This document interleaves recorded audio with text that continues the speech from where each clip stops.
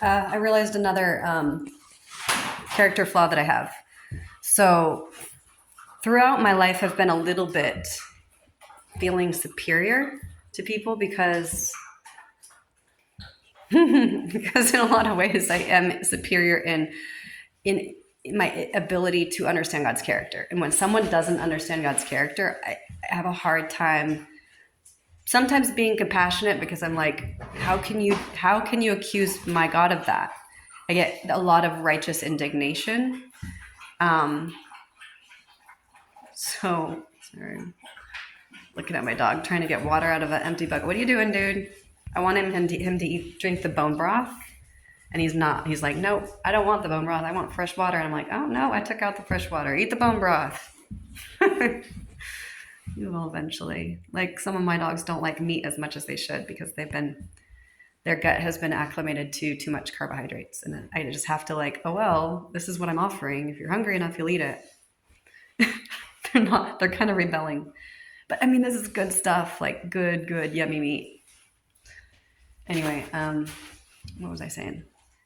So I deal with a lot of this anger towards people who hurt other people and who don't understand righteousness and love and who misjudge God's character and who represent God's character wrong. I have a lot of angst. And so I need to really get to the point where I understand, because I haven't been through that universe yet, where you don't have an awareness of God's character. My entire existence here in this universe, I've had a very clear awareness of God's character. I've not been deceived about it. I have in the beginning, like, I was raised in a certain way, but those are programs that you start with, that you have to learn how to deconstruct and reprogram yourself. Everyone has to. You start with whatever your family of origin, whatever your life experiences, your trauma, it teaches you. That is false, and that is your objective in this universe, is to dismantle the falseness and to really accept the truth.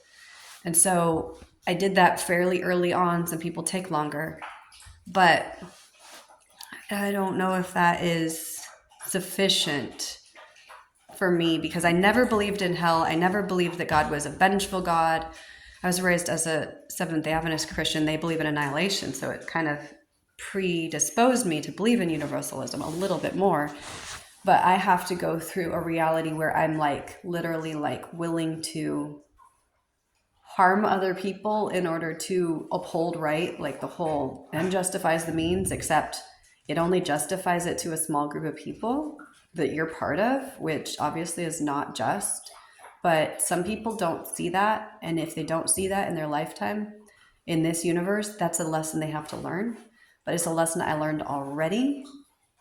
I don't know if I learned that already it is a lesson I had to have learned in a different lifetime. So if you're born with a natural strength, you already passed that test.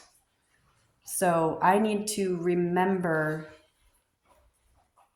a different actual universe where I didn't know that lesson. And once I regress to that life, this is not even in this universe, in this Big Bang universe, it's in a different one, completely different simulation.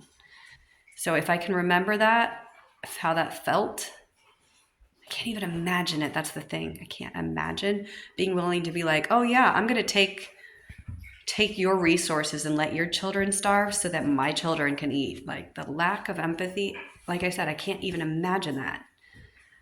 But a lot of people, that is their experience, and that's a lot of experience of people on earth. And so I have to go through, I either have to in my future, or I will in my past, or did in my past. And if I did in my past, because I can love those people. It's just harder to love them than to love the victims, because I feel like my people are the people who have been oppressed, and my people are not the people who have done the oppressing. But I need to learn to identify with the people who've done the oppressing so I can love them, because I I have a very hard time with that. I think that's my biggest struggle.